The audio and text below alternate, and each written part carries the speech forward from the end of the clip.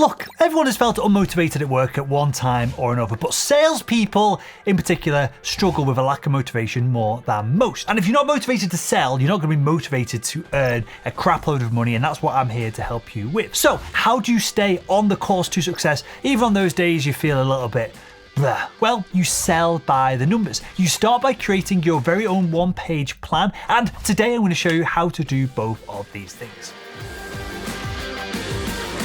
Hi, my name is Will and I make selling simple. Now, I've said it before on the podcast and I'll probably say it a million times moving forward as well. By a massive long shot, it's salespeople's biggest pain point is motivation. Which is why today we're going to cover the best motivational system that I've found to keep me going to get deals done, but also the thousands of students within Salesman.com Academy as well. It's called Selling by the Numbers. We're going to break down your yearly goals into smaller monthly, weekly, and even then down to daily targets and sales activities that we need to get done. First thing we're going to cover is how this boosts your motivation. Then we're going to take a look at the Selling by the Numbers framework from inside Salesman.com Academy. And we're going to cover its 5 steps: defining your wants, setting your goal, determining your starting point, establish waypoints, and creating your one-page plan. So, are you ready to make a lack of sales motivation a thing of the past?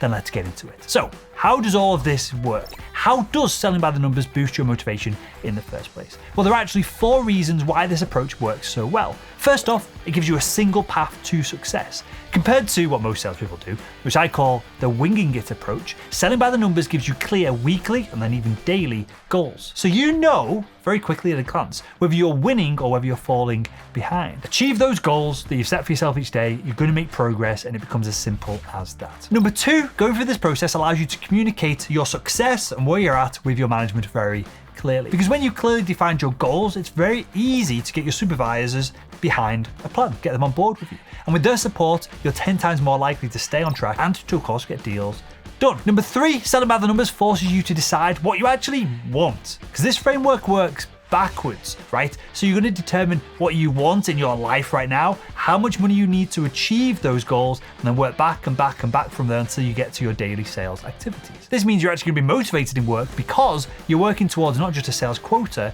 we're going a step beyond that, we're working towards what we actually want from life, the goals that actually matter to us. And number 4, Selling by the Numbers allows you to walk away from any bad prospects or leads that you don't really want to work with. Because with this framework, you can easily refer to your plan. You can see if you need that buyer to hit your numbers, and if you don't need them, and you know you can just do a little bit more activity the next day, you can walk away from all the stress and all the trouble of working with bad customers. That empowers you. That's going to make you feel good about showing up to work each and every day. All right, so the question is, how does the Selling by the Numbers framework work? Essentially, this is a 5-step framework, and it starts from the very end and moves backwards to help you define and reach your goals. And so, as you'd expect, step 1 is to define your wants.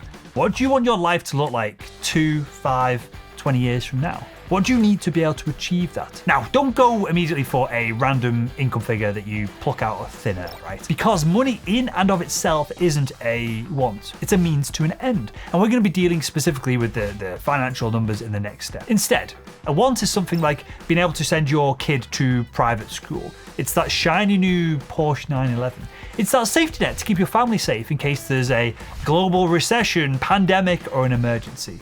Do you get it?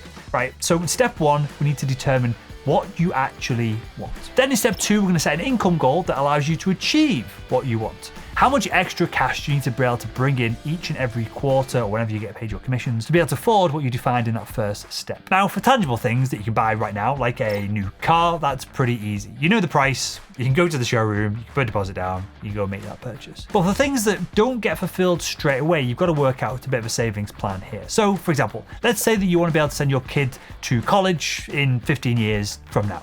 Tuition's going to be around, and this is pretty eye-watering, $225,000 in total, right? So over the next 15 years, that's an extra 15 grand saved per year. Does that make sense? So now you've got your income goal, a number that you need to hit in your sales job, regardless of what your sales quota is. Forget that for the second.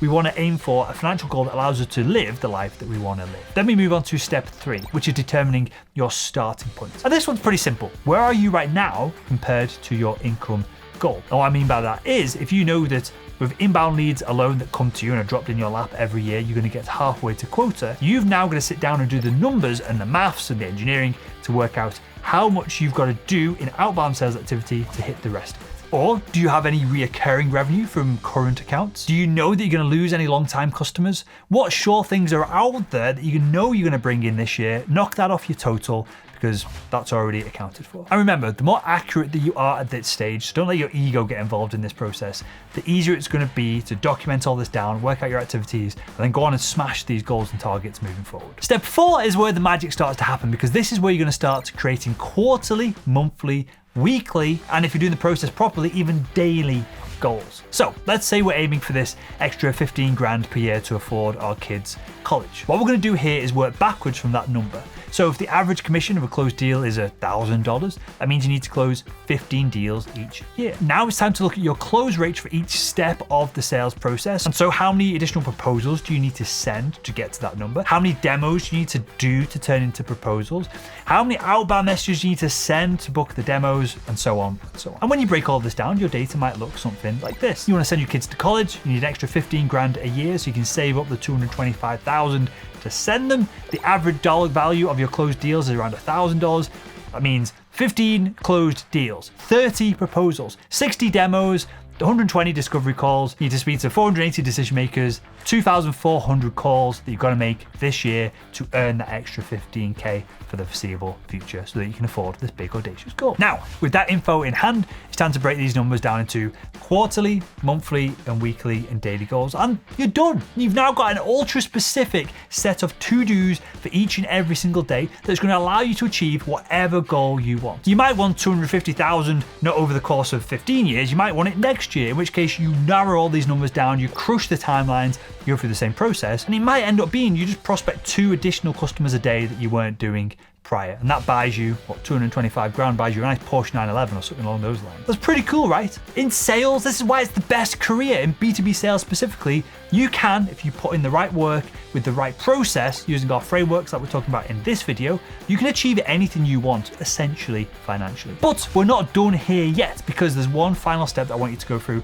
that pulls all of this together. Step 5, we're going to create your one-page plan. This one-page plan summarizes everything that we're going to do and the benefits that we're going to get from doing it. Your want, your income, your goal, your starting point, your quantitative waypoints, everything that you need to achieve. It's all documented down on one single sheet that you can look at every single day. So let's stick with this extra 15 grand example from before. We're going to put it on your one-page plan, and it might look like what we have on the screen right now. You've got a want of enough money over the next 15 years to pay for Molly's tuition in full. You've got your income goal, you've got a starting point, you've got your waypoints, and that's it. All that is left to do is to stick that one-page plan somewhere that you're going to see it every single day. I use this process every single year. Every January I sit down, create these goals, understand what I want at the moment. We're heading towards buying I don't want to talk about it too much because it'll happen in not too distant future, and I don't want to kind of jinx things, but I'm heading towards buying a lake house in the Lake District, right on one of the famous lakes up there. I've got that broken down into my activities that I do every single day through this business, salesman.com, and my side hustle business, psbo.com as well. I jot down all the outreach that I need to do, all the meetings I need to have, all the content that we need to produce to generate the calls, all that good stuff. It's all documented, and all I do is just follow it day in, day out. And that is it, my friends. I wish it was more complicated than this, but it really isn't. That's how you keep up your motivation over the months, years, and decades by selling by the numbers. So remember, run through the process, run through the framework. Define your wants, set your income goal, determine your starting point, establish your waypoints, and create your one-page plan. And if you do that, you're gonna have everything that you need to keep focused, to keep pushing towards your goals, to stay motivated on the job. And if you enjoyed this video, why not click the video that's on the screen right now and continue making selling simple.